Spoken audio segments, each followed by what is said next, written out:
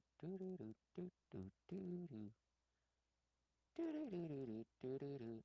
are booting up.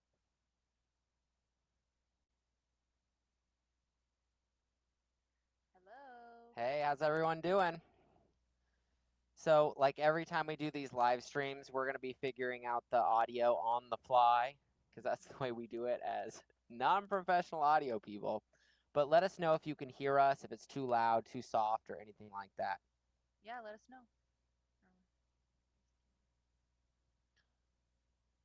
How are you doing today? I'm good. Well, are you just pointing out where the camera is? Yes. Perfect. It's good to see you too. Thanks so much for hanging out with us tonight. Um, Yeah. we are going to be doing a full listen through with commentary to our record Lulu. If you don't know by now, we're putting out a brand new record called I Choose Joy on July 31st. We're throwing a party that night where we will listen to it in person, not online, Mm-hmm. and do this sort of thing and throwing a party that night. And then on August 1st, we are doing a huge show in St. Paul, Minnesota at the Amsterdam Bar and Hall Yes. as a 10-piece band. And we've got amazing bands playing with us on the night. We've got Delwood and Tay and the Neighborly. It's going to be just everything we've wanted to do for a show for a long time. Nice. We got people chilling in a hot tub. We Olivia got, Tay. what's up? We got people just hanging out. Mm-hmm. Um, yeah, this one's going to be a really fun one. I think Lulu, this record is so near and dear to my heart. So it's going to be really fun to just hang out and listen to. If you guys have any questions about us, about the new release, about Lulu, about the band, ask away. That's what we're doing tonight. We're just hanging out, having a good time, drinking Mm-hmm. margaritas. That's right. And what else we got going on, Tori?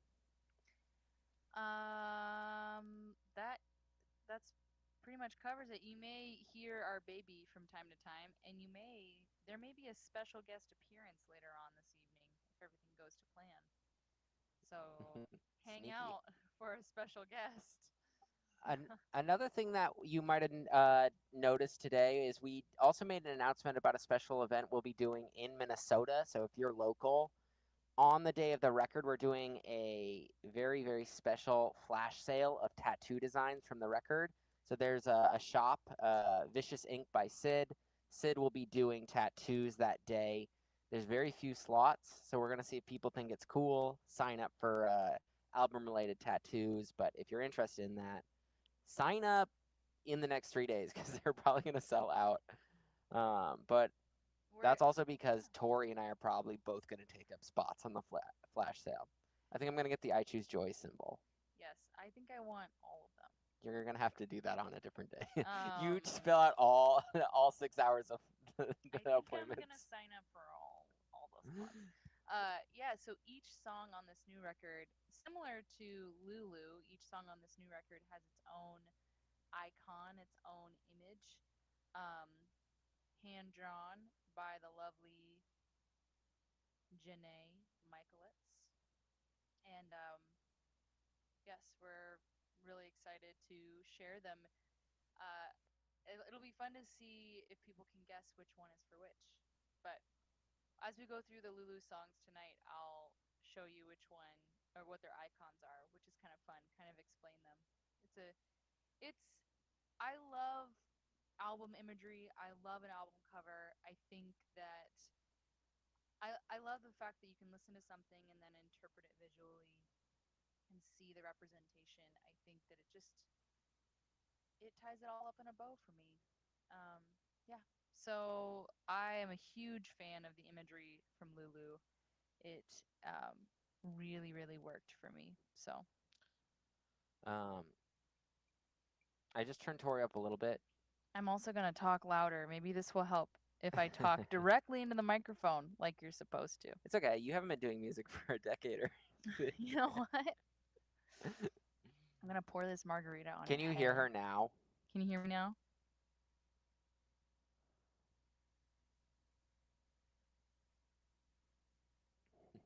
I just don't want to wake the baby. If you're saying your brother just bought a house in Minnesota and you want to come see a show, you should legitimately come out for August 1st. Do whatever you're doing, drop it. and come here That's right. because it is seriously going to be the coolest show we've ever done. Full brass, full strings.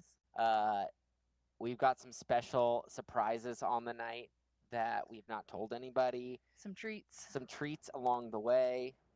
It is going to be really a really special show. Mm-hmm. Or it'll be a disaster. We'll see. So We'll see. that's the toss-up of every Good Morning Bedlam idea. Is it's either going to be really cool or it's going to be a disaster or a little bit of both. It'll be a little bit of bedlam, a little bit of both. See It'll be what we did awesome. there. Well, we should get started with this music. What do you guys think? What we've been doing at the start of all of these is doing one song off our very first EP, The Changeover. I don't think we're going to be posting. We got a question here. Will you be posting the show on YouTube? I don't think we're going to post it on YouTube. We're going to try to get some sort of maybe video recap, but we're not exactly sure how it's going to go yet. So, that would be sweet, though. Would be cool. I don't know why I just said that as if it wouldn't be cool. Yeah, it'd be real cool. Really cool. I love that idea.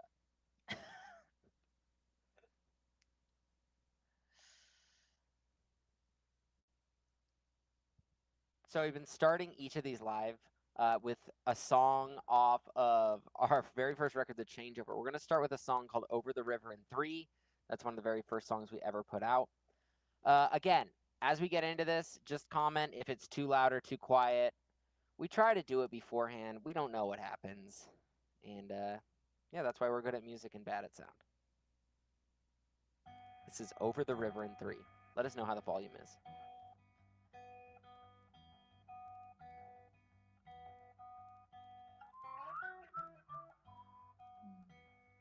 I love this song. I remember hearing it, being kind of a groupie about it back before I was in the band. I wrote this one before we officially started playing together. I was in high school, and I wrote this song on a napkin at the Hy-Vee grocery store I worked at. Quickly to spring. Spring is the season of change. I will wait for you. What inspired you to write this song at Hy-Vee? I had started writing some songs with some friends, and I was playing a lot of songs that I realized I was relying on. I was 17 at the time, but I was relying on other bandmates to create all the melodies. So I really wanted to write a song. I remember thinking that I could play by myself. A little bit quiet. We'll turn it up just a hair.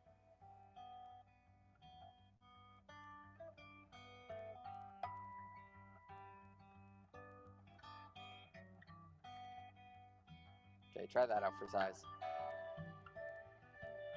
This is Sophia on the violin. We recorded these vocals and the violin in somebody's closet, and all the rest of the instruments I recorded in my heart is about.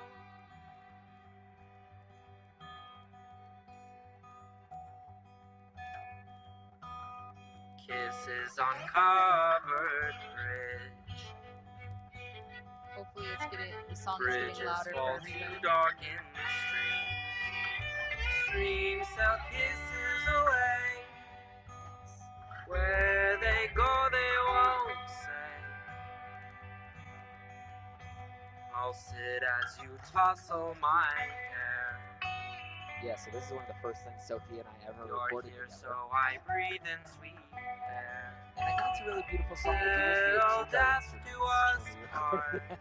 I think it's Little death do us part.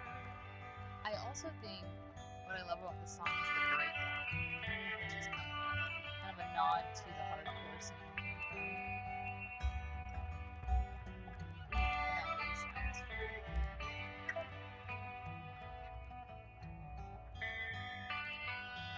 My voice sings out for the one who knows my heart is about. I did a solo show last night. I actually played this. It was very fun. Dude, it was And nice. I haven't played it in a while. We don't play it What do you guys think?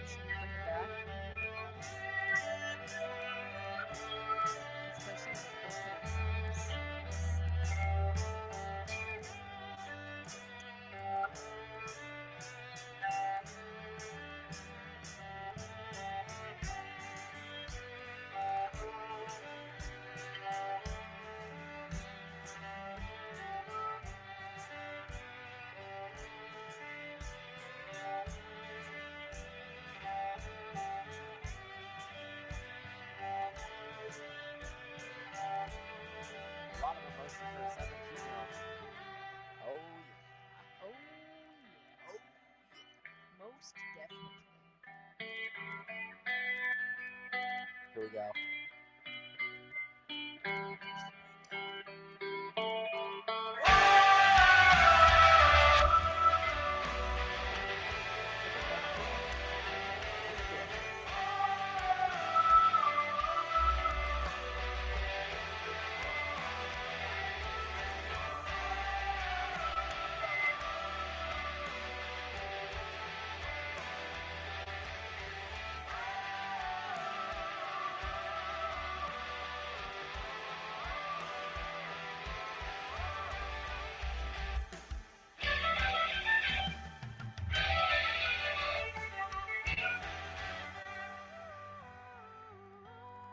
Sophie, sing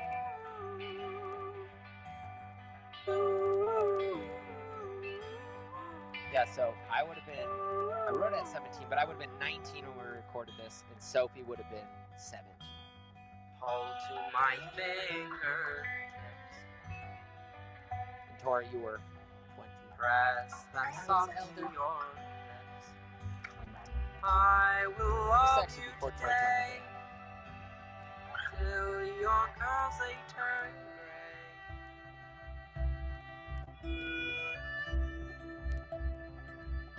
'Cause your eyes stay the I same. love that line. I will love you today till your curls they turn gray, 'cause your eyes stay the same. That is a great line. I always, even before we were dating, I made that line about me in my head. Oh no. My voice sings out for the one who knows what my heart is about.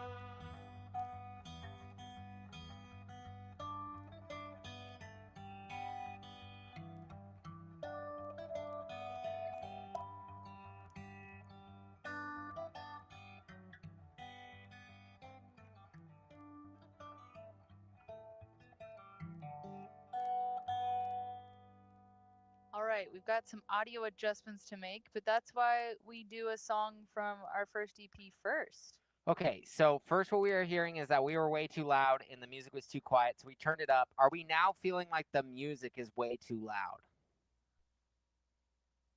Sounds like they turned their mics down. All right, maybe we need just to turn the music down. I'm just gonna turn the music down. So. I am also going to, I'll be right back while you're adjusting the sound. I'm gonna go give a quick hug to our baby. All right. So we are going to turn the music down a little bit. But as far right now, you can hear us fine.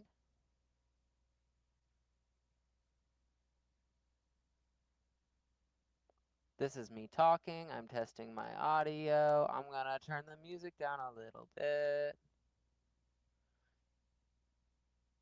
All right.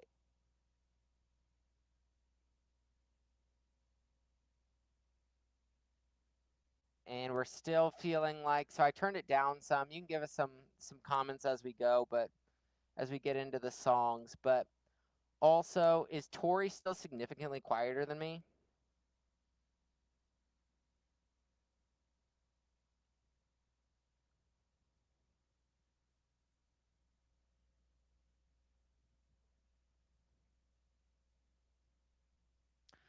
All right. So that was our little test song. We're going to get into the actual record of Lulu here. Well, we're waiting for Tori, though. Does anybody have any questions about the record, Lulu, or about the band before we get started on the listen through tonight? If not, I'll just talk a little bit about it. You know, we started writing this.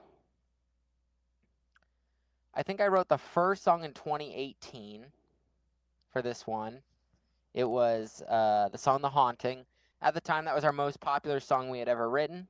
And then I was in a huge writing slump. So I was really struggling to write, but I wrote that one in 2018. I wrote Enough then in 2019. Favorite song on Lulu to perform? Oh, it's so hard to know because they have different flavors. I really like. I think. Yeah. Go ahead. I think that The Haunting right now is my favorite. It's always been a favorite to play. Mm-hmm. But like if you have a full band, it's really hard to beat something like Haint Blue with a full band. Ooh, but Haint Blue. Yeah, Haint Blue is Or my favorite to play. when we have a full band, like a 10-piece, like I heard we're playing a 10-piece on August 1st. Lulu is one of my favorite things to do if you have brass, strings, all sorts of stuff because you can emulate the end there. All the instruments. It's got to be between those three for me. Salt, I mean, Salt's so fun, but Salt is really fun. I think Salt is like very emotional for me. So it almost is like, oh, it's a release. But Haint Blue is just pure fun. We should get into it. and actually on a totally different note, I would say for me, Blessed Boy, for me is one as well because it's, I mean, honestly, it's just when you can capture the audience with that song, you can do something really special with it. And by you, I mean me. All right, we're going to get into this record here. This is our record, Lulu. We're going to make small adjustments as we go. I turn the volume down some, turn our mics up a little bit, turn the overall volume up. But, you know, sometimes you'll be commenting and giving us advice. I'm only going to change something if I see multiple people saying this needs to go up or down. But the first song on this record is I Am Sad. Do you want to say anything about the icon for this one? Yeah, so the icon for I Am Sad is this one. I don't know if you can see. It's a circle with teardrops coming down, which is like, I'm sad, but I'm not alone. Everyone gets sad. And sometimes you just got to sing about it. Perfect. This is I Am Sad.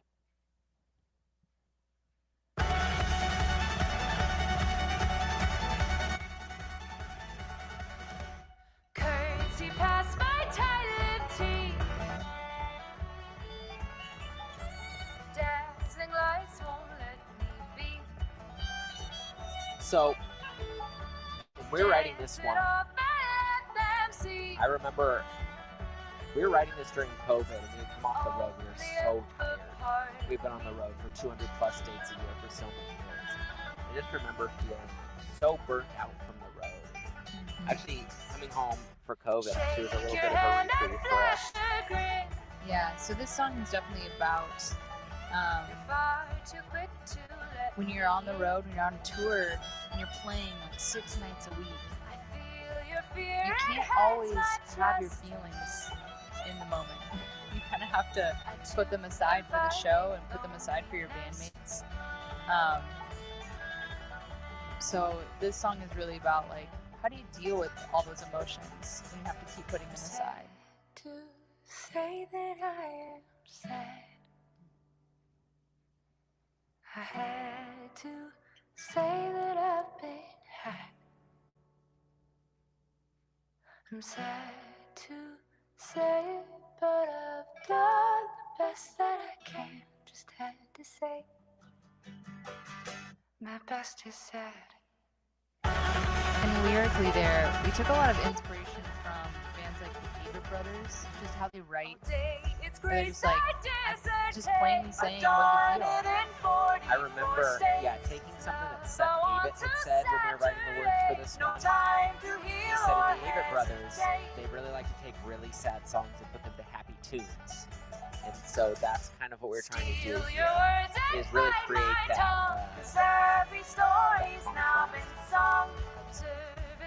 I'm glad this song has helped you through some tough days. That's what it's for. That's what music is for. One of the way we wanted to craft the record musically too is obviously if you know our music, we have the stuff that's really folky, and then we have stuff that's really poppy. And we knew as we were recording this record there was more of those pop influences coming in, and so we really wanted to start the record with something really folky, and then end with something that really wasn't folky at all, like Lulu. And Salt is at the end, and we kind of wanted to create this trajectory as we went through the record of like it's almost getting less folky and working its way towards something else. And I guess Lulu, you would almost say is cinematic, more. It kind of sounds like a movie soundtrack, but it definitely steers away from just straightforward folk. You gotta give it up. Is this Benji Fleming on the banjo here? Yeah, one of our old banjo players, Benji Fleming. He is no longer in the band at this point, but he still does all the banjo on our records, for this one and for the new record. He is quite the shredder. We call him the Shredder.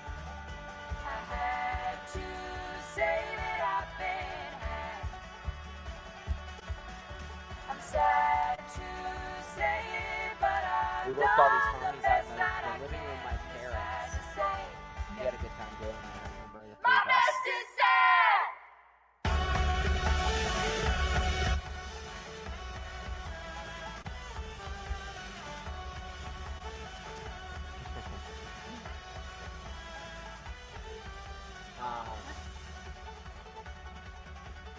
This was the end of this is kind of like a nod to my metal upbringing, where we wanted to do something that was very similar to a breakdown in folk music, and something when I was growing up and listening to like a lot of metalcore. For the breakdowns, they would like do the breakdown, and then they would like maybe 2 to 4 times through, and then they do it in halftime 2 to 4 times through, and so that's why we do it 2 times through, and then we do it in double time 2 times through, is to take exactly from that genre, kind of give a little head nod to it in our own little folky way. That's I Am Sad, though. I've got a question here. How do you get all of the instruments? Like when you're touring, do you talk to other musicians around the area to see if they can play alongside? So when we used to tour with a band full time, we had set members. Anybody that toured with us at those times was not only a touring musician, but also was in the band proper. They had a say in everything creatively or what we were doing on the road. Nowadays, that was always really hard because sometimes there was shared creativity, but honestly, Tori and I have always been the drivers of the boat. And I'd say at one point, me and Tori and Sophie were really main members. But as you do something a long time and you add members, it's really hard to have somebody come in and have the same feeling of ownership. And so we found over time, really this band is me and Tori. And we love to bring other collaborators in and other voices, especially musically. But as far as making all the business decisions, it's always been us driving the boat. It's always been our vision. And so now what we do is when we're touring, we really only play as a duo. That's really all we can afford to do. It's really expensive to tour with a band, and we did it for many years, and now we can do music part-time. Tour with a baby. And that's expensive too. So. But when we're close to home or we are playing big festivals, we have a running list of players. We almost always use one of our 2 fiddle players that was actually in the band, Kat Altrider or Sophia May. We've got a running list of trumpet players and a list of drummers. We typically are lucky enough to get to play with the same people, and so they're really familiar with our music. And that makes it really fun for us to get to pair up or down with the music. Things like banjo or other brass is just really specialty shows, or when our original banjo player Noah is free, he'll come sit in with us, but he's got a real job, so we just do it when he can, and that's fun. Yeah, I like that. Trashing that stand-up bass. That's right. That's really how you play. That's right. All right, I think we should move on to the next one. I love it. Blue House. You do you have an icon for this one? Yes. Blue House is the tree, the willow tree. I don't know if you can. Guns. It's this willow tree right here. This is just about Tori getting to flex. That's right, because in the lyrics, little girl, to make believe, rule my willow tree. So the willow tree was in Isaac's backyard growing up. That was a lyric, and then also the symbol is talking about how it's not just the house itself that creates all this love, all these memories. It's the people inside. There's a little Yeah, I person wrote this inside. song about my parents moving out of my childhood home, and it was interesting. They had planned to move up to the Twin Cities from Rochester, Minnesota, to be near me and my sister and our families. And when COVID hit, we went down to live in my childhood home for a while because we didn't want to be just cooped up in our little apartment. And my parents were working on getting all their stuff packed up and slowly starting to move. And so I got to spend like this amount of time in this house that I love so much, my favorite place in the world, before they moved out, and I got to spend this really special time actually writing almost this whole record there. And that was such a something really beautiful about it. And I think I think that was very special for me to get to have, and I really appreciate it. But this is Blue House. It's about me moving out of my parents selling my childhood home, and it's my favorite place in the whole world. All my best memories growing up are all there. This is Blue House. When I woke, This was the first.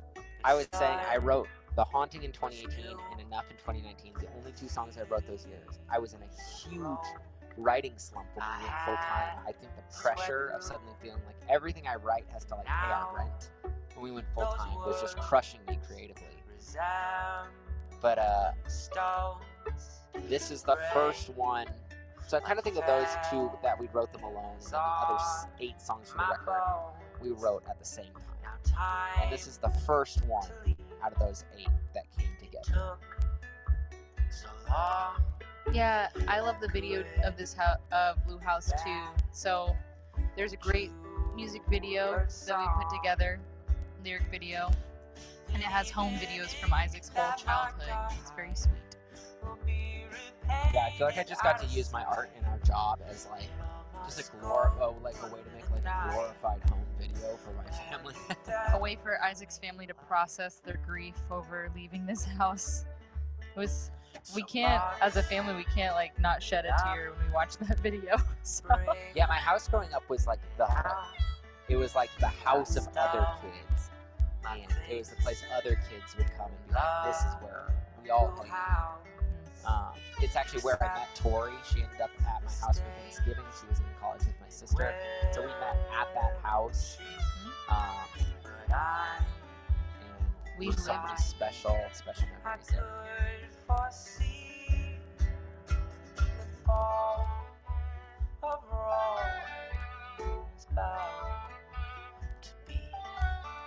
I love the piano melody that.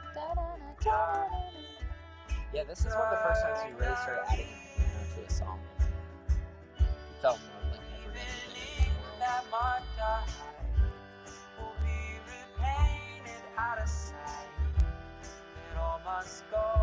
Oh, thank you so much. Yeah, it's been fun to listen to them through, and then of course the new record is. Yeah, we just keep going.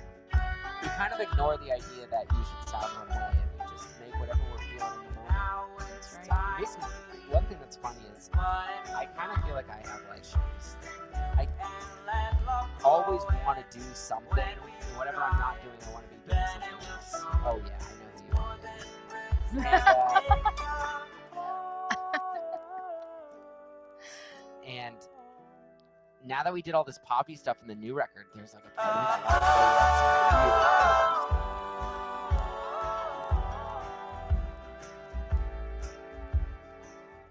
some new stuff. I'll think about this next question.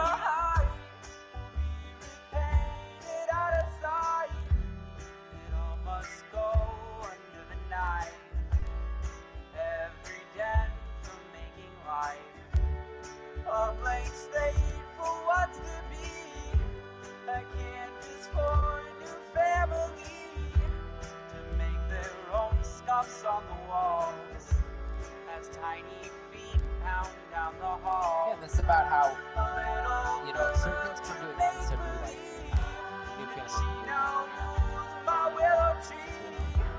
She learned to love and all it takes, and how to mend after it breaks, and how to chase after what's true in the house. See, this is my mama. Da, I wrote this song just to make my family cry.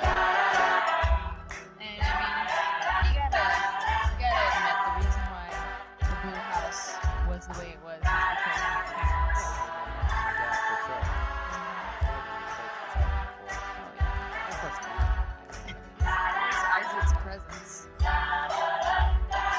How's this in home? That's what he said.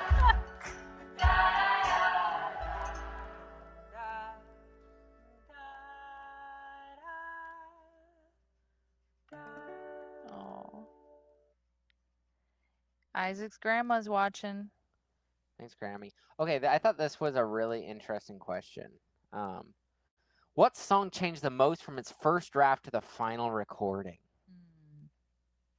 Do you have a good answer for this? You know, this is a hard one on you this asking record. for this record or just in general? I would say probably You Are Gonna Miss Me, actually, because we added so much percussion and like the piano parts and stuff. We kind of got the baseline of all the songs done on this one, and then everything.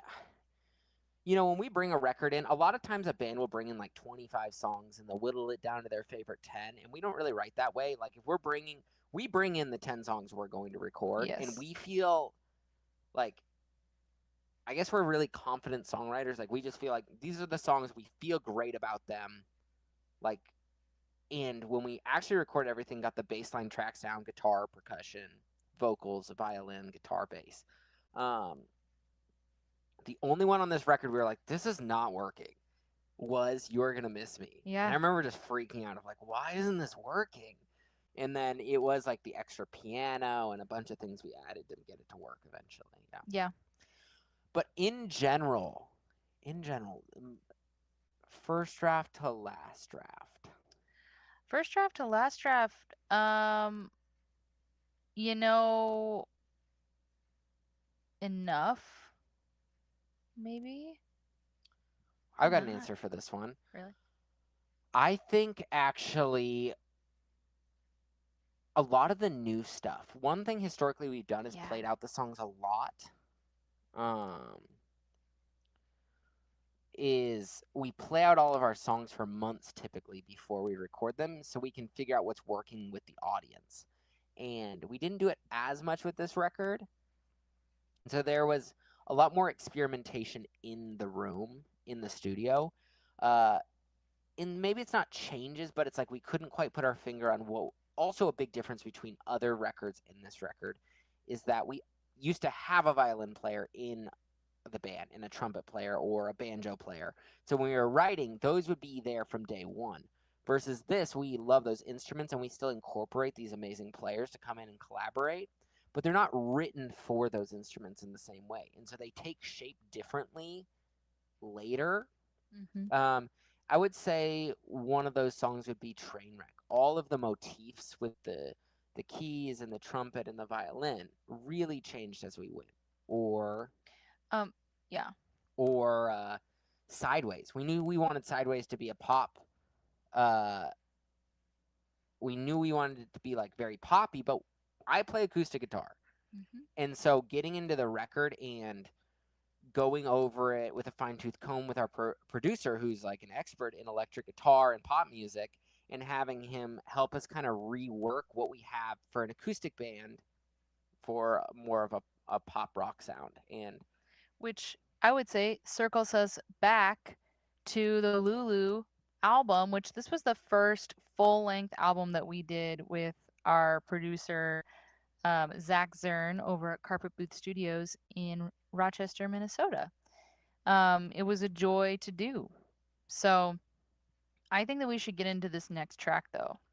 I will say one other thing really quick. I can talk forever, so Tori's pushing us along. I'm just trying to keep the And train moving. We got nowhere to be tonight. I will say probably the other one is a song coming out on July 31st called I Choose Joy, which is the name of the record. That one really pushes us genre-wise further than what we've ever done, and it kind of is 2 acts. It's a very long song. It's 7.5 minutes long because I can be long-winded, and the first half of the song is I wrote it kind of like an Avett Brothers guitar vocal, and I knew we wanted to chop it up and make it really strange in the production, and I'd say that really changed it a lot in the studio. Okay, Hold Me, we wrote because we wanted to write kind of a silly love song. We sat down during COVID, and we wrote out, like, what are all the things that are, like, quirky and dumb about ourselves that the other one loves. And so you'll hear a bunch of stuff in here about how I talk 4 times as loud as a human needs to talk. I don't know why. Sometimes I just have to stop in the middle of a sentence and say, I guess I'm shouting. And and I have no idea where anything is in the world. I couldn't tell you where any countries. I'm so bad at geography. That is just like, I remember in How I Met Your Mother, they talk about like information gaps or like just stuff you miss. Like, I don't know why. I know where Italy is because it looks like a boot. And I know where the United States of America is. You have anything to add? No, I'm excited to listen. Tori wants me to shut up. Well, I've been sitting around since 2:45. Don't have a voice in my head that I wouldn't believe. Ain't found a God for whom I'd fall to my knees, but I haven't had a half-bad time. I won't win it award for what's inside of my brain. Just found out New Jersey was a U.S. state, but I got you on my arm as we walk in the rain. So I guess you'd say I'm in my prime. If you just hold me, lay your arms and fold me, baby, tell me once more that you're mine. Maybe losing all my sanity to the hunger of humanity. Maybe losing it right next The to fun thing about this song is I swear we've got all our little I'll quirky things about us, but then it's also just about how even though you have your weird quirks and you do weird stuff, and you can be annoying sometimes, you love each other. True. Oh, thank you. And oh, I'll show you the symbol for this one. woke up from a nightmare. This is about Tori taking tests. Barely made it through college with the passing grade. Got my mouth were 2 running people in their something weird in love. the first place, so I guess When we were first started dating, okay. I got no story. Do it. Tori always Body told me to like she's jeans just amazing to at find the taking right tests. fit. I crashed my car more And then than I could found out admit, later, like, but you love me still, can't seem to change that what she bit. meant was not that she was good at taking tests and like she would get A's or like stuff, but what she meant by saying that for years just meant she did her tests quicker than anybody else in the room. That's right, I was a Which fast meant tester. I took them fast, but she always said I'm amazing at taking them. And I always thought she passed all of her tests with flying colors. So I grew up in North Texas, and we had to take standardized tests.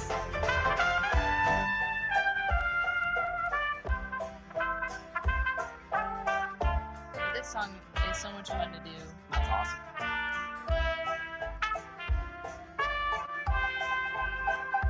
This was our opener for a while when we had trumpet full time. Well, my talking They're really voice is as loud as my shout. You can throw out the map, but you Definitely need not to the lose fruit. At least well enough to lose the way. I'm trying to keep it together, well I'm falling apart. Forget to lead with my brain and I'll just follow my heart. But I find you to be a work of art. Need no one else to share my days. If you just hold me, lay your arms and fold me, baby, tell me once more that you're mine.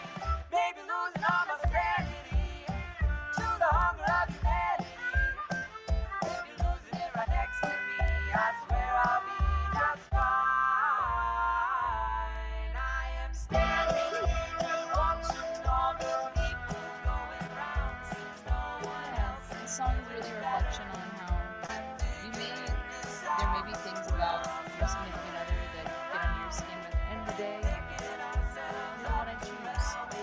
And I think that this is our such a fun song.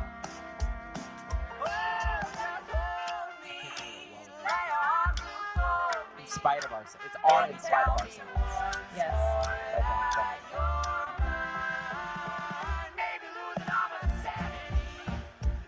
By John Summer. That time is too good.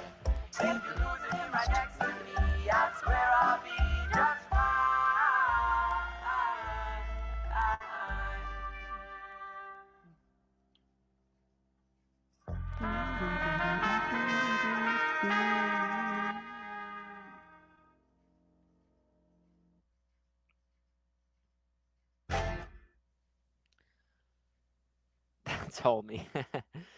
We've got a couple more general questions that I just wanted to look at real quick. I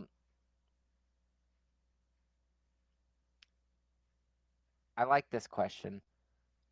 What was the hardest song to get over the finish line? The hardest song while writing to get over the finish line. I'd say there are two for me. One is Letter to a Savior, which is on the EP Dear Day, Dear Darling, so it will also be on I Choose Joy because all those songs are on there. What about a song from Lulu though, specifically, since we're listening to Lulu? Well, I think it's still okay. I think we should focus on Fine. Lulu. Yeah. I would say I Choose Joy, which is coming out. It took me multiple years to write. I started writing a song called I Choose Joy, and then I had to go through the worst period of my life ever to finish it. What about Lulu? Lulu is interesting because not necessarily a song, but I was in just such a horrible writing slump. I would say I feel like these songs came together really well.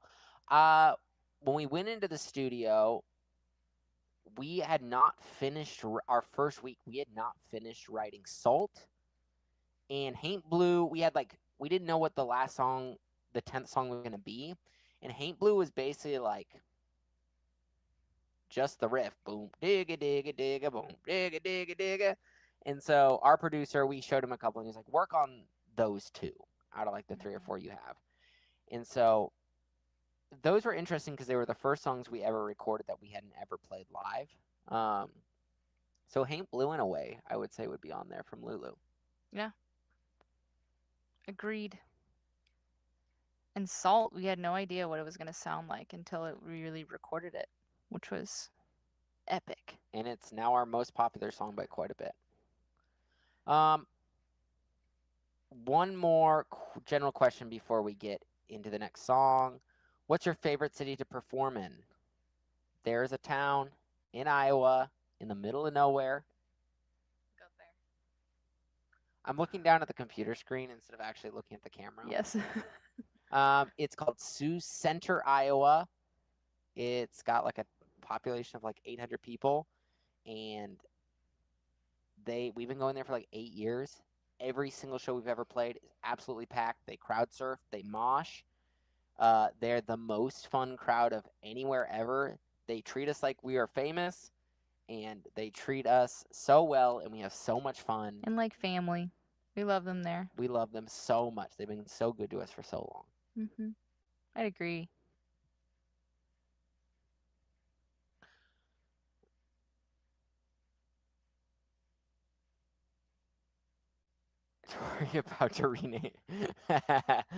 Dory about to rename the latest album I Choose Lulu to keep Isaac on track. Yes. I'll never be on track. You can't hold me down. Trying to keep us focused on this record, which we're celebrating tonight. So, Haint Blue. If you know our older music, we have a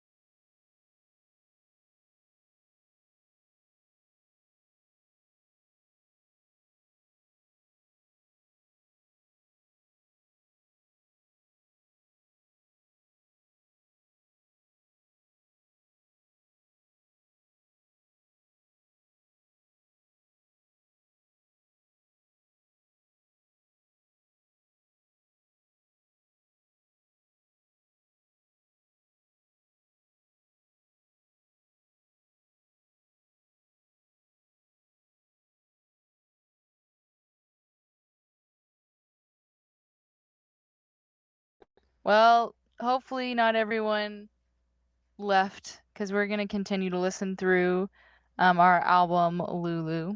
Yeah, you can hear us. Okay, we're back.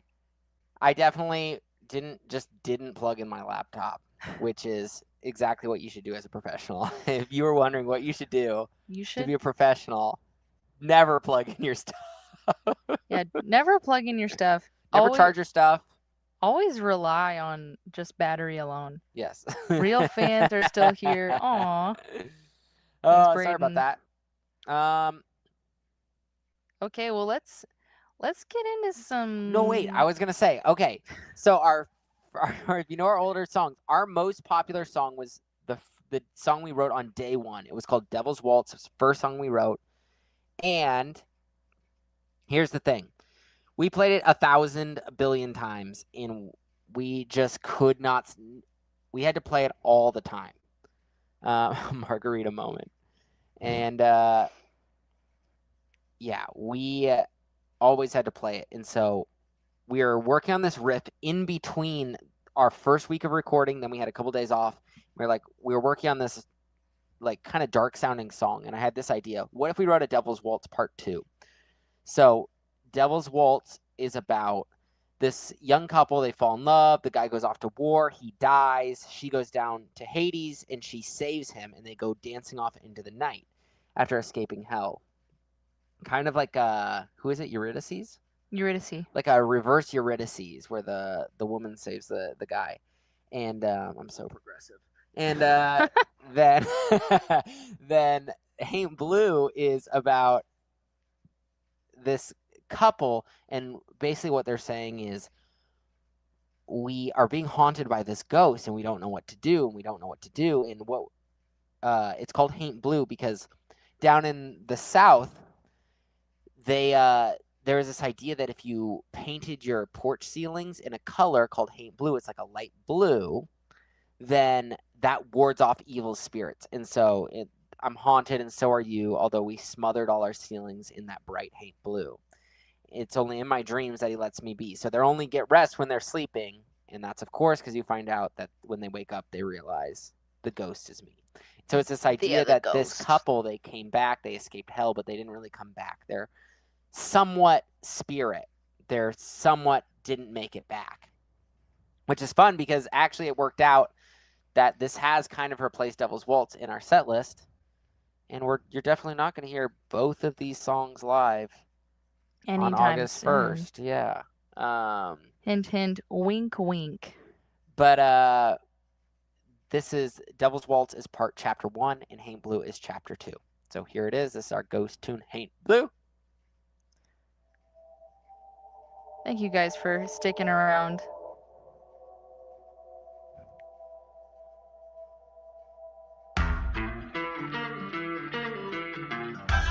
This is us. And I love on this tune, I just love how the violin turned out. And the mix of the song is so nice.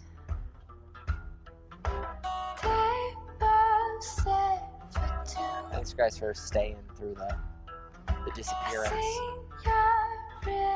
Also, if you're looking for some videos to watch, we made a lyric video of this song, and it's pretty neat. We made it ourselves with an iPhone, so. I hear you join with me, our voices fill the room. When I turn to see that voice, it ain't coming from me, because I'm haunted. So are you. And, Isaac talked about the Haint Blue aspect, the ceilings being Haint Blue. We had actually done a tour down to Mobile, Alabama, and New Orleans, where we got inspired about the Haint Blue color. So the same. Yeah, we learned about this from a brewery called Haint Blue Brewing that we played. Down south. We were like, what is this? It was in Mobile, Alabama. Mobile, Alabama. It was a great show. And that was Sophie's 21st birthday. It was. We went out on the town in Mobile. We hung out with a band from Austin that we met, and she disappeared for a while, and I thought she got snatched. It was horrible. Turns out she was on the toilet. Yeah, she fell asleep in the bathroom. She was just fine. Safe and sound. We're on borrowed time since you set me free. I turn to catch your eye, it's not you I see.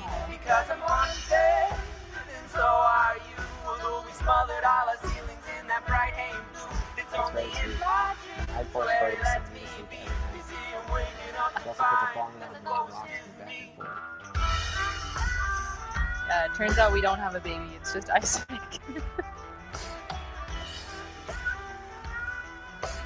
Very sweet. Though. Such a good riff. Sophie, this is such a good riff. Sophie's in our house somewhere. She hangs out here sometimes. You want to come be on the stream? Yeah, I was Did you talking hear the story about your 21st birthday? Yeah. Sophie's in our house. I think she's going to come join the stream. And actually, if you've heard us live, this is the part of the song that's really changed a lot. It's more like we like to swing it now.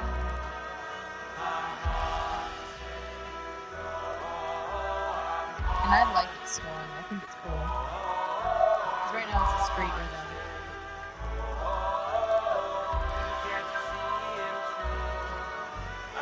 Sophie's going to come join the stream. She's hanging out at our house tonight. So she was 1/3 of the writers on this record.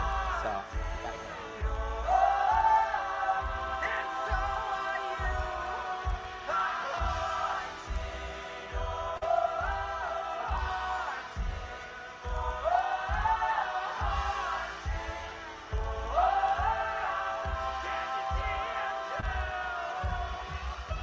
And then in the studio, our producer, one of the interns, he did the slide guitar here.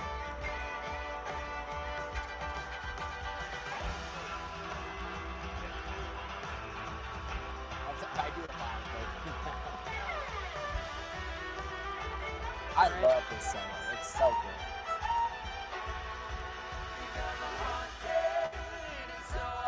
Yeah, we got a really fun little video for this one that we just shot in our old apartment in Florida.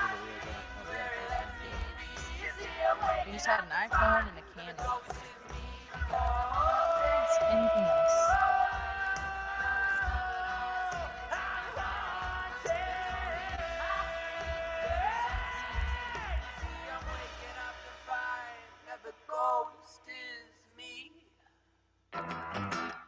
Sophie, there you go. Okay, let's reconfigure. I can sit on the floor. What? Well, how are we going to get Sophie in the shot? Oh, that's not going to help. Well, it's going to help me get on the floor. All right. So, if you're on Instagram or you're watching us in portrait, you probably won't see Sophie. Sorry, you just go where I was. All right, we're all going to pile in How here. we do it. This is how family This is how we do it. Oh, my goodness. All right, Sophie. I just heard that you told the story about me falling asleep in the bathroom. Yes. Definitely not. We didn't tell that story. On your 21st. Sophie's here with us tonight. Which we're excited about. Sophie used to be a full-time member of Good Morning Bedlam from the very beginning, and she helped write. Was a main songwriter with me and Tori for every record until this new one. Except for you also for Sticks and Stones. That was the only one on this record that you were still a writer for at that point. That's true. How you doing, boss? I'm doing pretty good. We're glad you're here. I'm glad I'm here too. How did our baby go to sleep? She did great. We're- She's a cutie. We get 3 nights of Sophie this week. Last night she came up to hang out, and she got here at 11:30, which means since we have a kid, we were both asleep. Tonight she's helping us with our baby, but also on the stream. And then tomorrow we have a big practice for our August 1st show that she's up here for. So True. We love having Sophie around. everybody's happy to see you. We missed her when she was gone. Everybody missed you, so. Hi guys. I used to wear a red wig and pretend to be you for like 3 months on stage after you left the band. It was really Same. scary. Isaac had to dye his hair just to get over that phase. Yeah. I actually wore an Isaac wig. I pretend to be both of you. Actually. I don't know. Oh no. We saw y'all at a house concert in North Georgia and got the chance to talk with Miss Sophie afterwards. Yeah, because Soph is the best. Yeah, she's a good talk. Guys. Thank you. I'm excited to be here. I had a general Lulu note, and that is, it's gone. I don't know. What's your general, Lulu? I don't have a general Lulu note right now. I had like a record. Oh, one thing that was really fun is the night we wrapped this record in the studio, we had, because Tori's been showing her tattoos, we had a tattoo artist actually come into the studio and give everybody tattoos. Tori got a couple. I got the Lulu symbol on my arm. Our producer got the Lulu symbol on his arm. On that last song, the intern that recorded that slide guitar got one. And then Sophie didn't get any tattoos, but she gave a tattoo to the tattoo artist, a blessed boy. Because she's hardcore like that. Yeah. And, oh, I didn't show you my Haint Blue one. Haint Blue is You're right. so far away. I don't think people You can know see what? them, but I'm not. Okay. Haint Blue is right here. And it's two people passing each other as ghosts. And then what's the next one? The Haunting. The Haunting, which is not All a right. ghost tune and is very confusing for everyone. The Haunting is this symbol. It looks like a die or a dice, but it's actually when you're in a long-term relationship and you get kind of stuck in a pattern or playing games with each other, it's like you should not do that. You should get out of that and find balance, find harmony with one another. So that's what it symbolizes. Yeah, this one's called The Haunting. It has nothing to do with ghosts, like the last one that's called Haint Blue. But it is a love song about Tori and I being in a long-term relationship and about how sometimes it feels like it's just an unescapable thing to be in love and to work on the relationship you're committed to. And what's interesting is Sophie has really been a part of this long-term relationship. She's really seen it play out in all its different forms. You really have. You've been here the whole time. What do you think? What do you say? I'm so glad. I'm so glad I get to be a part of your guys' life. I love it. This one's The Haunting. This is maybe this might be my favorite Good Morning Bedlam song. Also, I remember the music video for this song. Soph and I picked out all the outfits. Remember that was? That was an experience. H&M, everybody. H&M. Back when you couldn't go wrong at H&M. In hiding speech with cutting verbs. Don't you know by now I speak and you will Could learn. tilt it. If I don't hear, your words won't hurt. I love, this is Benji, our banjo player at the time's idea, to mix the banjo and the keys like that. Just brilliant. Like, I didn't know like banjo and keys like that. That sound, that timbre was so cool. And yeah, I love how it ended up. Make it whole. But I drink you away, spit you out, build you up. Yeah, I love the violin and the keys and the banjo. It does. in this song. The mix of those three just has such a interesting sound. I love it. If you're coming in recently, we're listening to our record Lulu before our new one, iTunes Joy, comes out. Say my name. I'm so What do you think, Soph? Do you like playing The Haunting? Oh, I love playing the haunting. I really like the parts that are recorded on this, but it's a fun one to play around with a little bit. It's just such a nice vibe for me. Such a good riff. Benji Fleming wrote this riff. It's perfect. It has like kind of a Wii. If you ever played the Wii growing up, it has like a Wii vibe, but in a good way, like in nostalgic, like I feel like comforted by the Wii vibe. I just want to win some tennis matches. Never shield me like I think. Oh, spit you out, build you up, tear you down, pull you close. Also, when you listen to the lyrics, though, these lyrics go hard. They will shut our mouths. This is a lot of. It's very vulnerable song. Just back and forth to let you know. I recently was talking to a friend about our songs, and I just spoke the lyrics to one of our songs out, and she was like, "Oh, that's very vulnerable." What song?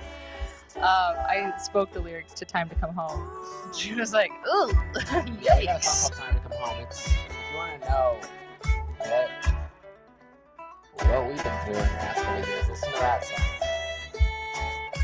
Aw, thanks, Aunt Sarah. Over and over and over, it goes with the wine playing tricks. The room spinning slow, and I hope that you enjoy. Just so you know, Aunt Sarah, our little baby is wrapped in the blanket you crocheted right now. I'm trying to focus. Since you're here, I'm just letting you know. Perfectly match the dress that you've chosen. I'm standing here frozen, missed out on the moment. Maybe I wrote this one in Park Rapids, Minnesota, in a little cabin. It was the first song I wrote after many, many months of writer's block. When it came out, we had this really cool music video that our friends down at Hello Studios down in Virginia did for us. And yeah, I just remember feeling so proud of this one. It was so. This is the first thing we put out after the Kings record as a single. Really changed the sound from that really Ava Brothers folky sound. Definitely a little bit more Wild Child. Which, if you know Wild Child, you already knew that when you listened to this. If you listen to Wild Child, if you listen to this song, oh. They're in Minneapolis this week, and we're going. They also put out a children's record. So good. Yeah, that's fun. If you want to laugh, cry, celebrate, listen to that album. And our album. That's right. if you want to listen to our record, go listen to Wild Child. That's right. Oh, I love this part, so it's so good. It's a great solo patch. Benji's riffs here, where it's like, I don't know, he's not playing what you would normally expect a banjo to play. It's just a vibe. Love this part. Also, what he did is he played this, and then he also ran it to an octave pedal, so it's like playing like an octave below as well. Really cool.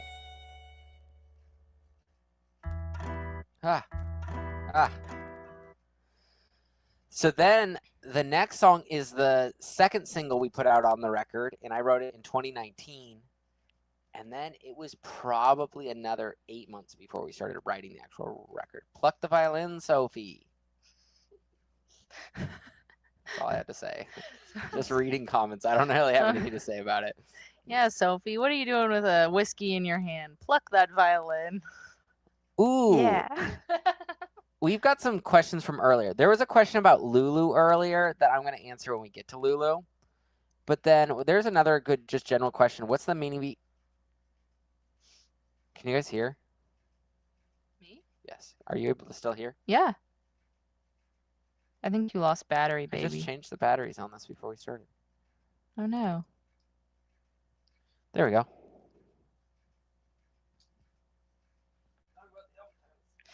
Well, the reason why this album is called Lulu is because the title track Lulu, is about saying goodbye to the dreams that you need to let go of, the things that you need to let go of, and making room for new things and new dreams. And we just felt like that song in particular, like the lyrics, the meaning of it, really tied into all the rest of the songs. And I think like when you look through like the songs so far, like if we look at I Am Sad, it's like, okay, we're we're releasing emotion to make room for new emotion. If you look at Blue House, you were letting go of this. Album titles is the question. Well, I'm talking about the album title. Oh, Letting go sorry.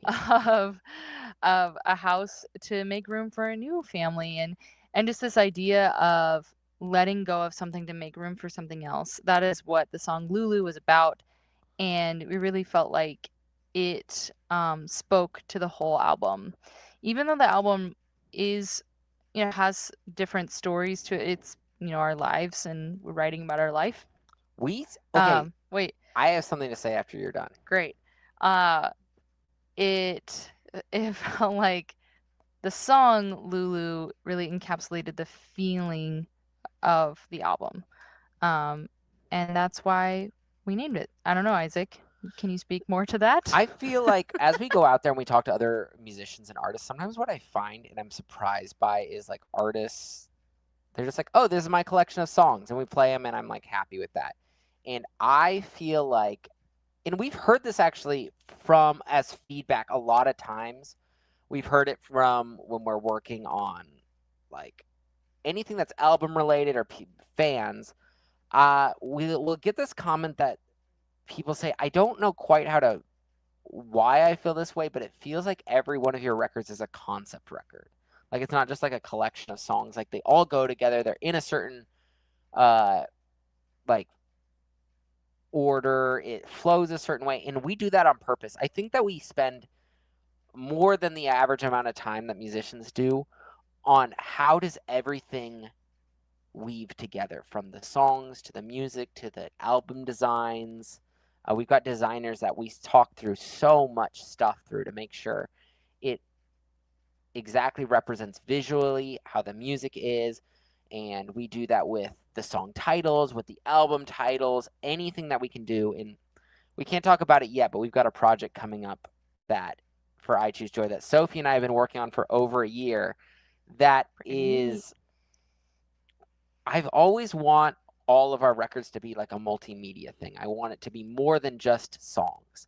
I want to build these little worlds, and so we spent a lot of time talking about album titles. Prodigal we chose because it's a song. It's an album about coming home, and so that song encapsulates that.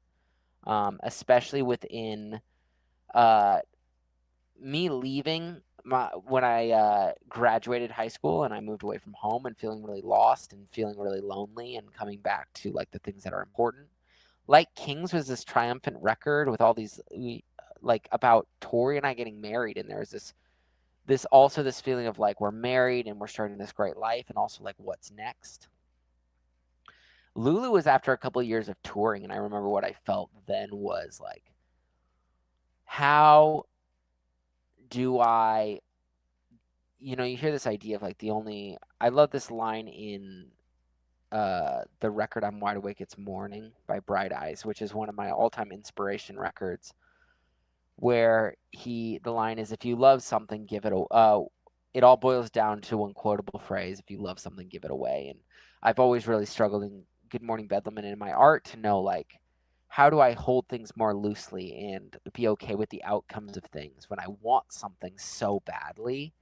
And Lulu was this idea of like, I'm trying to give up what this could be. And I can only love doing this and love doing music if it's something that I could give up, and I could give up for more important things. And that's been a struggle for me always in creating art, is like getting obsessed with the wrong parts of it and getting obsessed with the idea of being someone or being something. And that hasn't gone great for me, so it's been easier to accept as we've gone along. Which segues perfectly into the next song. Yes. Also, one last thing on the album title. You guys will have to remind me a little bit, but the way that Lulu on the cover, the woman on the cover, how did that story shape out with her personal story? And Oh, we will get there. Okay, that's the song Lulu. But it's also just really cool to note that the woman on the album cover ties in with the like title track as well as the song Lulu. Yeah. I was gonna say, this all is segueing very well into the next song, which is Enough. You are loved and you are enough just by being human. You But don't am I allowed to say something about I Choose Joy first? wait. This is Yes. enough. Here's a song about what Tori just sang. Also great violin. This one. Yeah. Very tricky. This one is so hard to sing live. That's what I was thinking. The three of us bombed the first couple times we sang it. Maybe more. It's so hard to sing.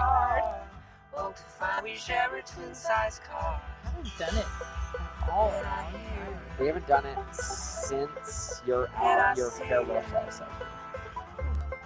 How does that feel? I always like it when I hear the song. I'm like, oh, this is a cool song. I forget about it. So here's the idea behind this chorus. Sophie sings the first line. I don't know if I'm wrong. So each of us asks the questions and then is told by another member that you're loved. So what we wanted to do when we were writing this, or I wanted to do when I was writing this, is I had this idea. Each one of us gets to ask this question and this horrific feeling. Am I loved? Am I enough? Do I mean something? Have another person in the band affirm them. And I think it's this beautiful way that as friends we were able to, we literally for our job had to affirm each other every night. We had to encourage each other, and that goes a long way, saying those things out loud and like building it into our what we did every night. I think was like really important, and that's what I wanted the audience to get out of it too. Is I wanted them to sing "Sometimes I Don't Know If I'm Loved," and it's like we can tell you, we can say something. If nobody else is going to tell you, we can tell you on stage, you are. And it's like literally those questions you're afraid to ask. Sometimes I feel like just asking them and having somebody say, "You are enough, you are enough," is like can be such a healing thing. And we wanted to almost trick the audience into doing that for themselves. Even if they didn't mean to, they were just saying. I've been trying to retrace my tracks, hoping to find my I think way too back. much. When the only running was time. When you know being here will last. It's also such an interesting performance experience because you come out of this really complex, these complex verses into this simple statement of where you're singing without the harmonies and it's just kind of relaxed and you're saying, I don't know if I'm loved. It was very like, yeah, it was a beautiful emotional experience to sing on stage. When the only running was tag. When you know being here will last. And this bridge is about how that feeling of being loved, it changes and becomes so much more nuanced as you grow older. It feels so much simpler when you're a kid. No need to challenge the love I knew. No need to challenge the love I knew.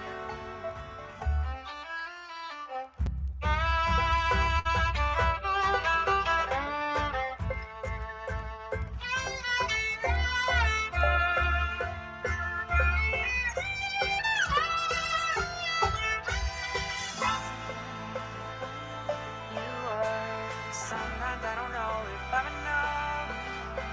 Sometimes I don't know if I'm loved. You are. Sometimes I don't know if I'm loved. Also, if you're looking for a good video, there's a great music video of this one. You might people sending videos of things that make them happy, make them feel loved, during COVID, and it was awesome. This is the first time I ever recorded without the those 2 years. Zach You Efron. are. You are. Oh, clench my butthole every time I sing You this. are. Any reason in particular?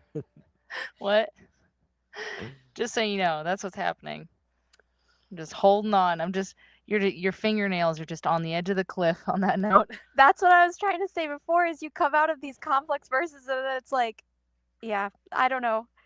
You're like, I'm so stressed. And then you're like, I'm being really vulnerable right now. And it's really easy to sing this part. And then you're like, I am holding on for dear life. This harmony is so hard. I want to say one more thing about the album titles. I think I Choose Joy, the record coming up, is I think the quintessential like message of the record. And what we're really trying to express in that one, I know this is from before this song, but it's really important, and you'll notice where it's placed within the record too, is that there comes a point, I think Tori and I have decided, where you have to choose joy to let joy come to you. And I always thought when I was younger, it's something that I was looking for, I was searching for out in the world. And when I hit rock bottom, that's when I was able to look around and say, I don't have any control. I don't know what the outcomes of my life are going to be anymore. Everything I've ever tried to do is messed up. I've lost everything. And it was in that moment of my life that I realized like joy was something that I could choose, and choosing it from rock bottom actually brought me out of that. And you'll notice that story throughout the upcoming record. And I just wanted to say that to kind of go off of this question from earlier. And so excited to share the upcoming record with you guys. Guess what? We still have more of Lulu to share with you. This next one's Blessed Boy. I wrote this one, if you've seen us live, you've heard me say this in the concert, but wrote this for my grandfather, and he had a really hard childhood, and he never felt like he accomplished much with his life. And I wrote this because my family's really tight, my aunts and uncles and my grandparents, and we're all together, and we've all been getting together for more than 30 years, and we still do that, and we're really committed to being family and to treating each other well. And I think that's hard to do, and I think he accomplished that, and that's very beautiful. And so I took every single symbolic thing from his childhood and from his life, and I fit it into this song as a metaphor that is about how sometimes we miss the beautiful things in our own lives because we don't realize that we mean something. But this is Blessed Boy.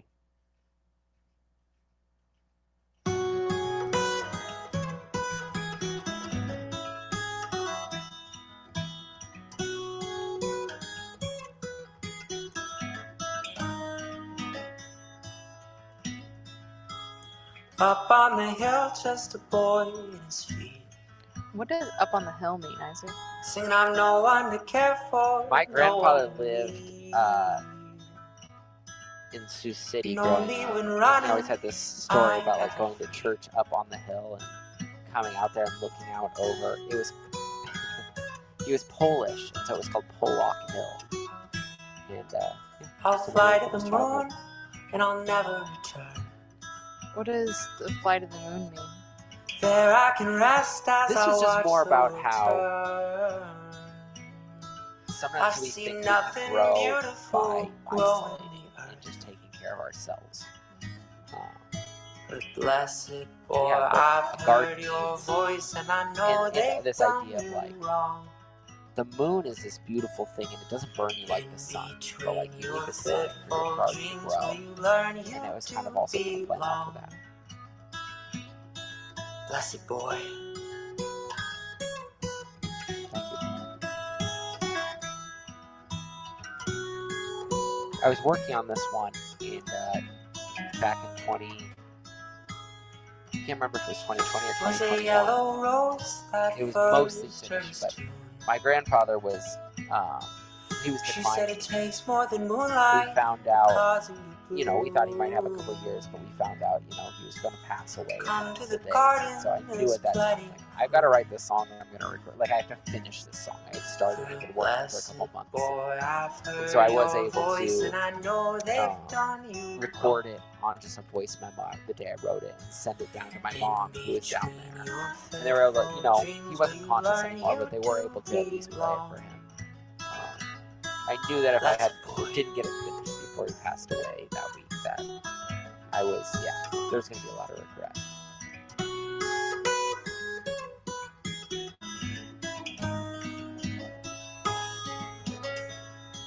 He planted a seed, he was hoping for fruit. And do you feel like when you have the He line, got he caught planted up a with seed, weeds what was too that? deep to unroot. He kept trying to start something and get somewhere with He his felt life, cheated by soil and he just couldn't get that it done. wouldn't produce. Cheated by soil. What he didn't realize is that he was doing that, this huge orchard that his family was growing up behind him this beautiful way and protecting him from so many things out there But that up from you behind don't him realize the orchard had grown, that your family helps you go through. and shaded his back as he Favorite part. weeded in song. The strings More coming fruit in than behind. he ever could eat on his own. Yellow rose sings, you're never alone. And the yellow rose is your grandma, right? Bless Yes, my grandma, her favorite flowers, yellow roses, they've always cropped up in her life at significant moments. And so I wrote her in this song of the yellow rose. Faithful dreams did you learn you do belong? Blessed boy.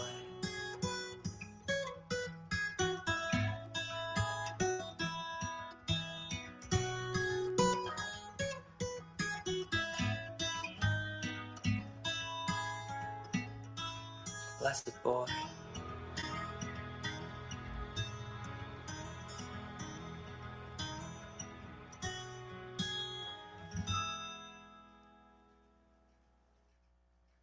Clap, clap, clap, clap, clap.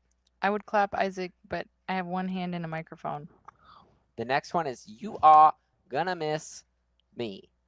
And yeah, the three of us wrote this as just like a salty, like, get back at your ex song. I remember you bringing this idea or telling me about this idea, Isaac. I think you like called me and you're like, I have this great idea. I want to do like a swing, like kind of, a swing song, flaming our exes. Yeah. And I was like, whoa, Whoa, saucy. sounds great. And then I wrote all of the verses flaming everybody's exes. We all tried. We all tried really hard. Everybody but came up with the ideas. Yes, your flames were kind of the best. They were the strongest flames. But so I feel like Sophie and I brought our ideas of like, well, this is what this person kind of like. This is their downfall, or like this is like why they sucked. So, like I think something like this, and then Isaac would write something, and we're like, that's way better. Ouch. That hurts. That hurts I bad. love to write really mean things, and I never get to do it. I'm just a mean girl. I know Sophie's here with us tonight. She's hanging out, and we're talking about Lulu. So it's been really fun so far. We're about to play through some You Are Gonna Miss Me. And this one, like you said, it's kind of like the wild card on the album in my mind. How silly.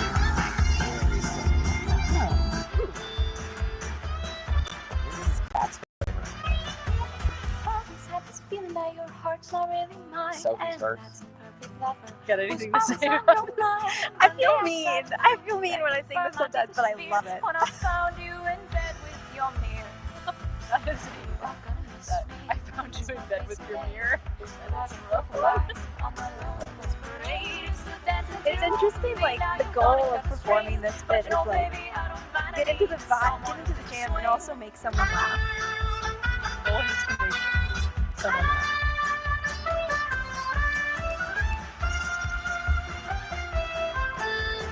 Tori's next. Oh, my darling boy, I was looking up to you. Again, I feel really mean. Except when you put lips inside your shoes. Boy, you did me wrong. How could you let me fall? Couldn't catch me with hands that were that slow. Rough. I'm gonna miss me. It's a rough line. Want you to think about all that loneliness parade. Also love the Dancing refrain. around me, Think now of you my got own the loneliness strings. parade. You know, baby, I don't wanna need someone who can swing.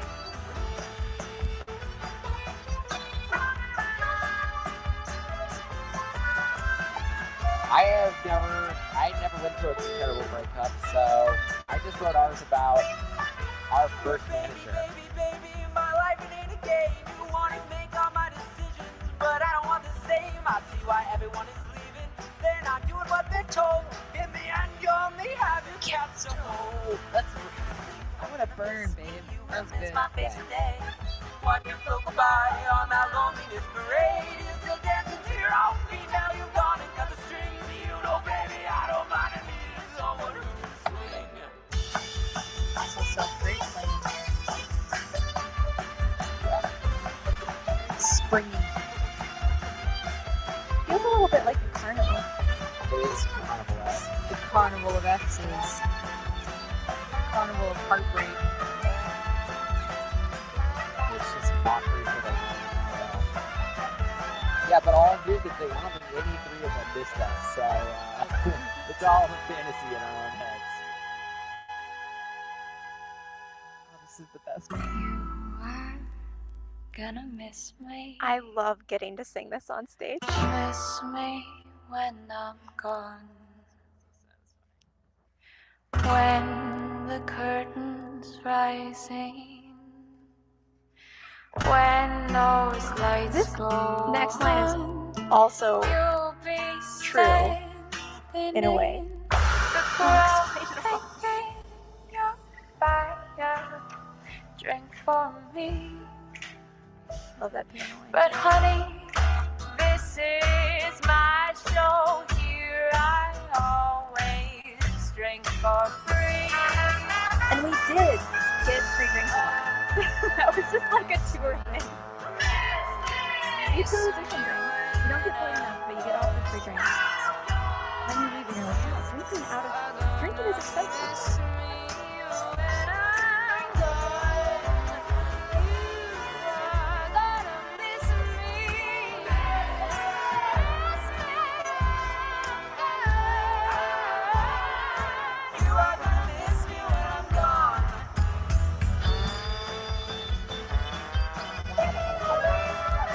This was great.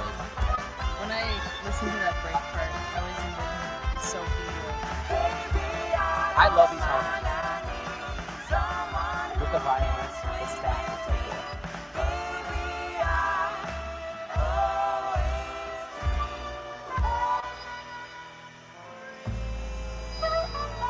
Thank you.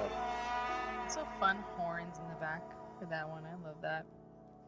If I feel like our producer Zach, he really nailed the percussion on this song, because I feel like the percussion gave it energy, but it didn't override everything else going on. Even though there's a lot going on. So I felt like it gave it a lot of energy, but didn't drown it out. To you guys watching, if you guys could sing a song about exes or negative relationships in the past, would you? Give us a yes or a no if you could sing that on stage. Give us a thumbs up or a thumbs down. Don't give us a you? thumbs down.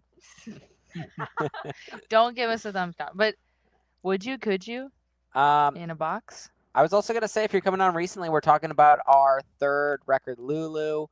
We're doing these full record listen-throughs before our record, I Choose Joy, comes out. So people have been asking questions about our record, Lulu, or just about the band or anything about us. Sophie, an original member here, is hanging out with us tonight because she's in town. So it's fun. The three of us wrote this record together, and it's really fun to have her here. The next tune is Salt. It is our most popular song by a lot, and it was written by Tori. Tori, what do you got to say about this one? This song is really about the culinary experience. Just kidding. I'm just kidding. This song, I wrote this song because I feel like for many, many years of my life, and even to this day I struggle with this, well, not as much, but I feel like I struggled with this idea of who I thought I should be. This person who I wanted to be, like I even had friends and people in my life who I was like, wow, if I could be like you, then I would be good. Then I would be lovable. Then I would do things right if I could be like you. And I think that it took me a long time to realize that that mental space, or like that way of looking at life, was only going to bring me to destruction. That was only going to make me feel horrible about myself, because that wasn't me. I'm never going to be something that I'm not. And so this song is really, when I sing the song, when I sing the phrase mother, I'm talking about Mother Nature, or your nature.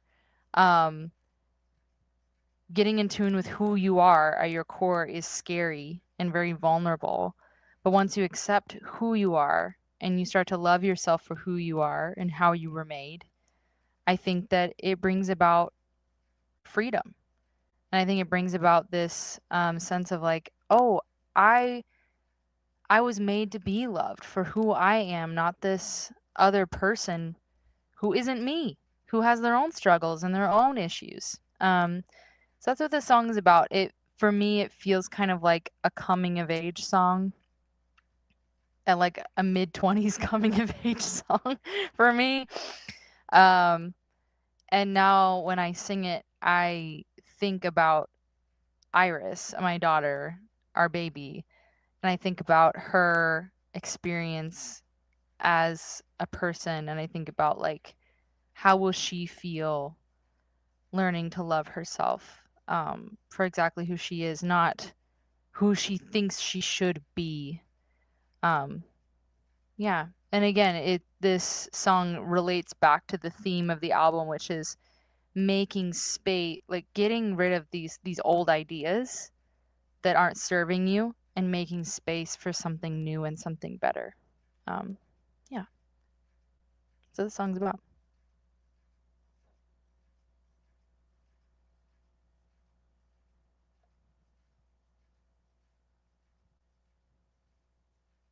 This is a song that we never had played out live before we recorded it, and I was so pumped for this recording.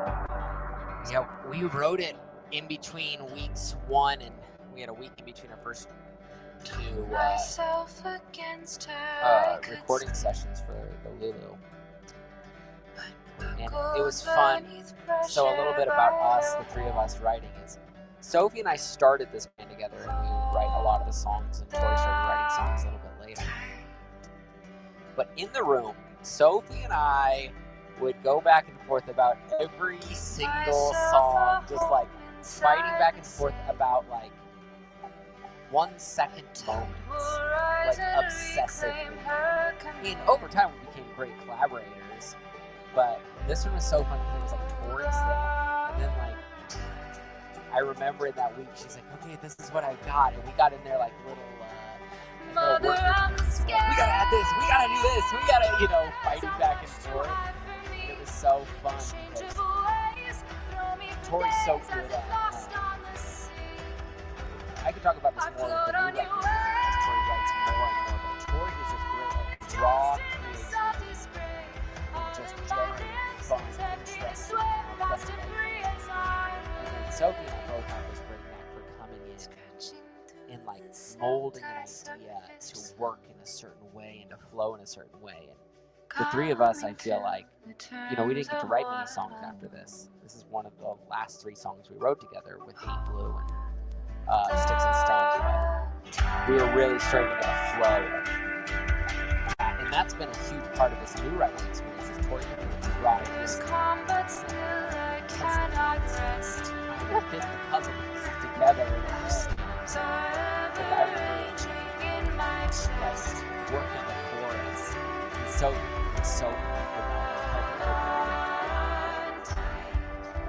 It was also just great because Tori's also great at like just kind of knowing what she wants when she sees it or feels it, and kind of saying that in a very digestible way. So it was nice when Isaac and I both like have very obsessive, like be very obsessive about a concept or idea, but it was Tori's vision. So that was a really nice collaborative process because of that. That's what I was trying to articulate, but you actually articulated it. You also gave me you reminded me of it. You gave me the idea. I was just kind of reiterating what you said, but also I like this violin part ended up being, it's pretty simple. It's background, and because of that, it's one of my favorite violin parts I have in this record and maybe ever, just because it feels so like a part of the composition rather than just like a violin part in the way that it builds and how it's adding texture. I love getting to do that. The vocals are cool.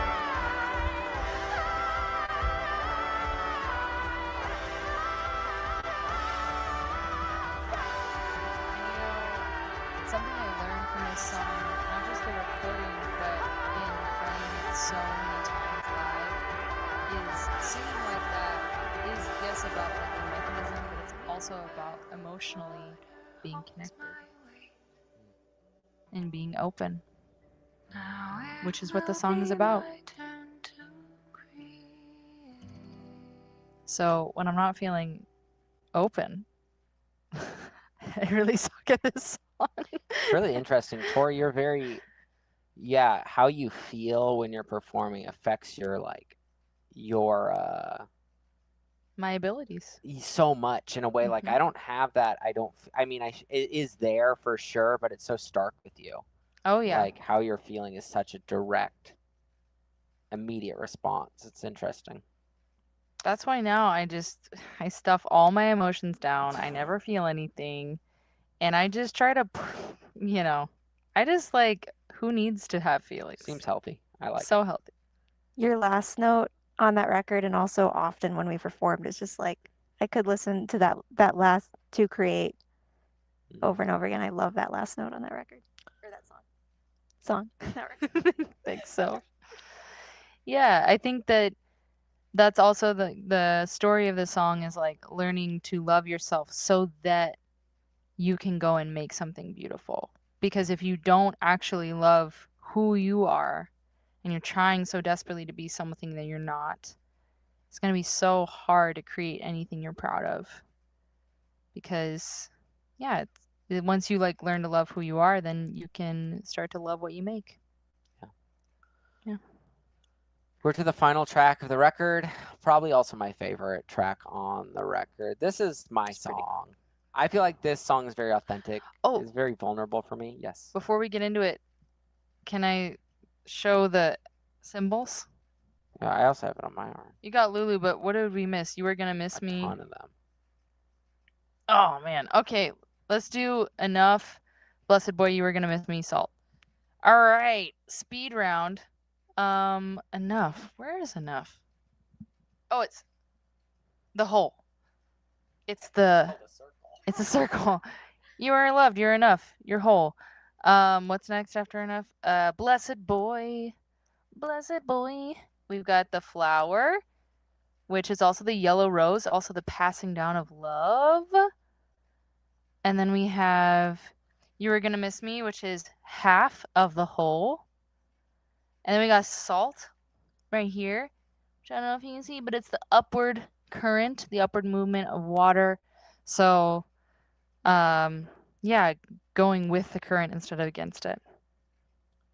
That is all. And now Lulu, which is Isaac, show it again. It's a sunrise and a sunset. It is saying goodbye to the old dreams and making room for the new ones. Yeah, this song, very vulnerable. I feel like this is like very, very much an encapsulation of my life, more than just a moment. And I started as a songwriting exercise. This goes back to an earlier question. The question was, is there a connection to Louise Brooks' movie in Pandora's Box character Lulu? Let's talk about it. So I started this song as a songwriting exercise. I was working on songs and I heard a podcast with the Lumineers talking about how what they like to do is they have all these songs named after women, and what they'll do is they'll take a situation and personify it as a person. And I was like, okay, that's really interesting. So I kind of took this situation of my life and I named it Lulu. But I kind of had this idea of somebody that wanted to be in, the initial idea was take somebody that wanted to be like a silent film actor or actress, and then talkies came along, so they had to evolve their idea of what they wanted to be. And then in the actual writing of the song, it kind of changed more to black and white to color. It was just it was an easier metaphor to write to, and I was having more ideas for it. But when I came up with the initial idea, I was like, okay, I'm going to go find a silent film actress and I'll like write it to her. And so I found Louise Brooks, who also went by Lulu. And basically. And then I was looking up who she was. Are you going to get into that? Thank you. Well, you might see it live on August 1st if you come to our show. So then Isaac, wrote the song, and I was working on the album cover inspo, and I looked up Louise Brooks, and I was reading about her life, and not only was she, famous from Pandora's Box, she was what made the Bob cool. She was like so influential, came from nothing, scrappy, just got to the top of the ladder. And then Talkies came around and she stopped doing all film. She stopped acting. She stopped. And she basically fell into alcoholism, fell off the face of the map. And then she did a memoir. She wrote a memoir later on in her life. And in it, she talked about how she so regretted not trying something new and not changing her dream and evolving her ideas of what she thought her life could look like. And I was like, oh my gosh. So This is what the song's about, and I yeah. accidentally chose her.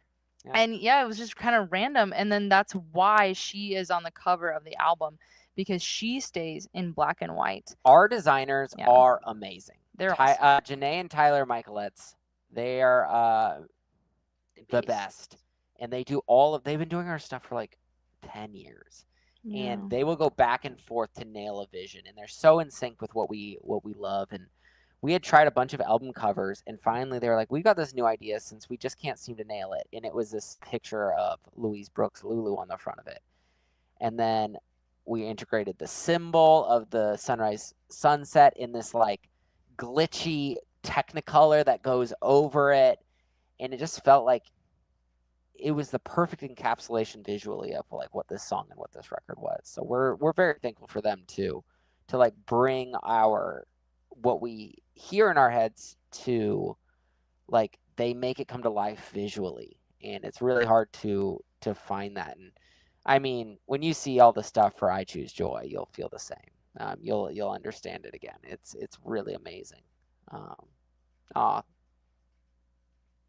Thanks, Janae. Oh, Janae, we love you. Yeah, but this is Lulu, and this song, I had an idea for it one day, and I was like, I have to get it down on paper. I came up with all of the motifs that day. I called Sophie, and I was like, when you come over, I have these motifs I need you to record. And we recorded this terrible dining room demo where I just kept layering violins on violins on violins and trying to emulate like the cello and build this thing up. And we brought it into the studio, and we recorded it as is, and it's just a really special song to me. It means so much to me. I also remember when you were playing around with the melody of this on our little crappy keyboard that I had when I was 8. And you were just plunking out this melody, and I remember it was in our apartment in Midtown. It was beautiful, the windows open, and just the sound of the birds on the demo. And there was something so sweet about that demo. And then when we went to a cabin, the 3 of us, and we worked on the song and demoed out more and more on the song. I remember that one, we were all like, we have to keep it like this. Yeah, and so the piano at the end of the song, I'm very into symbolism, and I really want like everything to have meaning, even the way we record things, and I get really into that kind of stuff. And for this, basically what I told our producer is the piano that happens, the quiet piano at the end of the song, we're recording it as the last thing on the record. So we will not record it. We will not even attempt it until everything else on the record is wrapped, because it needs to be the last thing. It needs to be recorded last. It needs to be the wrap of like when that's done, and it has to be in one pass. And I'm going to play it, and I don't play piano. And what I would do is, as we record the record, is I wanted to know it enough that I could play it without recording it, but I would have to, without playing wrong notes. But I didn't know it so well that I could play it like just through. So you'll hear these pauses and hesitations as I'm like, okay, I know where I'm going. And I wanted to feel hesitant, so I tried to learn it just enough. And so it'd be like every 3 days, I would say, like, okay, I'll work on it for 10 minutes out in the lobby while we're recording, because I need to keep it right at that level of hesitation. I want you to feel hesitation emotionally. And so I'm just going to make sure, like, I know it just enough to get it down, but I would never be able to play it to a metronome. And so it's the last thing we played on the record, and I was very dramatic about it. And just sometimes that's what you got to do when you are recording art. And it sounded great. The timing of it, Mm-hmm. I love that. And it was just so fun at that cabin, like layering everything and figuring out the swell. Yep. That like orchestral swell that Isaac had envisioned was such a fun experience of just throwing things out there, trying it, and then all of us being like, oh my gosh, that's it. This is one of those songs where there were big moments of, wow, that's it. That's like, that was the vision. And that's always a really special experience when that happens. Yeah, and I'm gonna kind of pat ourselves on the back, but like this is one we brought in, and it's our producer. You know, we play all of our songs in the room before we ever start recording. That's what we do day one. And we play this one. He was like, "No notes. We're playing this as is. We're not touching it. We just need to create, like, get this down." And so, yep, that's the era I grew up in. It's This pretty is hipster. Lulu. I think that in order to make special things, you have to just have a little bit of whimsy, right? I think Isaac, whether he likes it or not, he's got some whimsy. I'm trying to bring it back. Bring back when you get whimsy. older, it's hard. You get more judgmental of the way you do things, and you get less dramatic. And sometimes I feel like it affects my art, where I'm like, "That's so silly. I don't need to act that way." Make whimsy cool again. We're on a mission. I don't know if it needs to be cool. Is over. No more laugh lines to trace around my eyes. When the wonder is over, no more laugh lines to trace around my eyes. Ugh. Like the cinema told me to try. That is a brutal line, babe. That's good. I feel like this is one of those songs that just kind of came through. You know, like I just feel like it just was meant to be made, and I just like. I must be the one to It was like I had the choice to make it or not to make it, but it wasn't like I was like. Some songs when you're writing them are like you're digging in the dirt to try to excavate some gold, and this one just kind of felt like it came to me. So, when you said you're writing a breakup song to Lulu, what are you breaking up with? This idea of like things are gonna go the exact way you thought they were going. You have to like. You have to imagine the dream and then let it go. And so this is kind of explaining that, and then later when the drop is, that is like the full imagination of the dream, of everything you imagine. And then you have to let that go at the end of the song and let life be.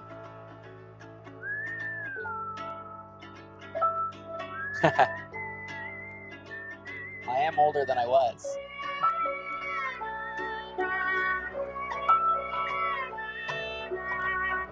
Doing our best. She kissed me so sweetly. I love singing those harmonies on stage. This You one guys- is one of the most fun ones for us to play. Even without the orchestra, it is so fun. Now I'm seeing in color. Pretty. A film full of color. Our producer ran it through like a saturation, which is how it gets that like it sounds like it's like a feedback. And didn't we sang on very specific old microphones too? I Vintage. don't remember. Yeah, we did. I remember when we got this song on vinyl, I listened to it in the store, I was listening to it, and I was just crying. It's perfect. I love singing this part with you. I don't know. It's so floaty. It's so easy to walk into this part. And it's so, just gets me in my feels. It's such a sweet part.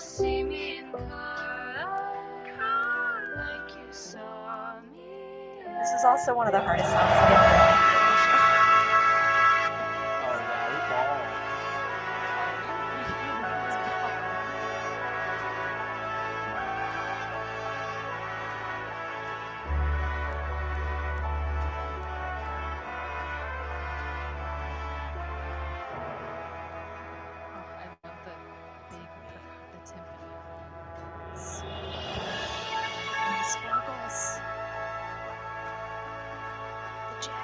jazz.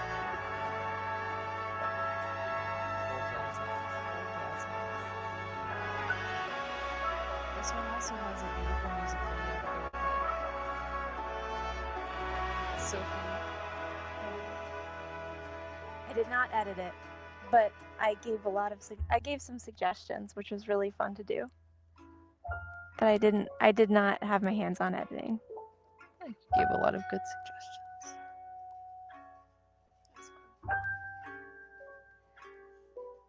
Are we gonna listen to Goodbye Lulu too, Isaac? Yeah.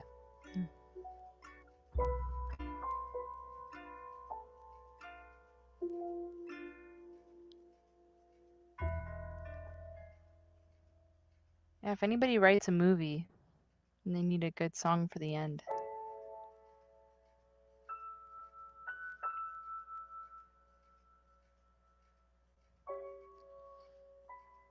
It's fun to listen to this record back. We're going to be doing these listen throughs. We're going to do a listen through of the new record in person on July 31st here in St. Paul, Minneapolis. So if you're local, we'd love to see you there. And then we have our show the next night celebrating it.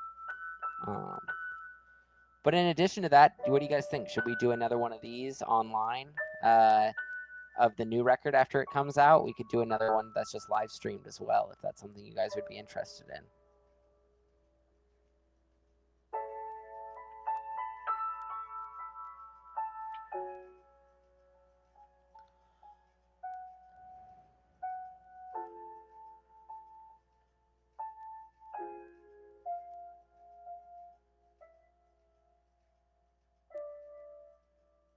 You did such a beautiful job playing this, babe.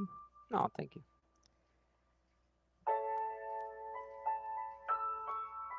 All right, we'll make it happen. We're getting some yeses in here.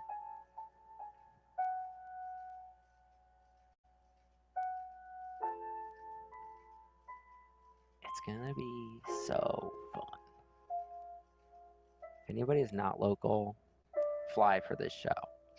I'm telling you now, if you don't fly out for the show on August 1st, you will regret it for the rest of your life.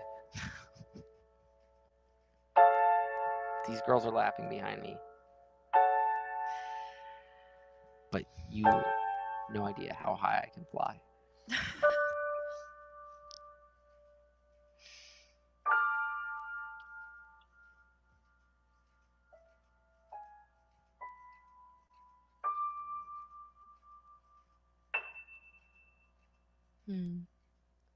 I love that that's the final note. And then it goes into Sticks and Stones for the next record. Thanks so much for hanging out. We're so excited to be putting out a record on July 31st. We've put out 9 of the 10 songs already. But we'll do another one of these live streams here. And we've got some other news that we can't talk about yet coming out this fall that Sophie and I have been working on. They've been working like little busy bees. For over a year. We're definitely not releasing a full animated movie that is to the entire record. Definitely have not been working on that for a year. But yeah, it's we got a lot of stuff that's going to be coming out soon. That's going to be cool. This is my local plug.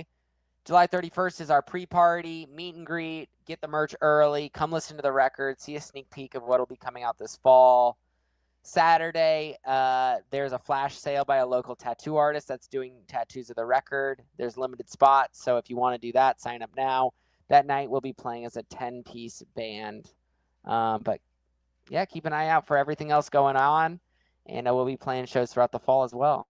I'm terrible at keeping secrets. I can't keep a secret. Isaac's pretty bad at it. Well, we feel so loved by you guys. Thank you for hanging out with us. Thanks for listening to our music. The whole reason why we write and make and produce music is to share it with others. So we feel so lucky that people even spend time listening, and the fact that you showed up on your devices to listen to us talk about our songs is really sweet. Thank you guys. We appreciate you. Absolutely. Bye.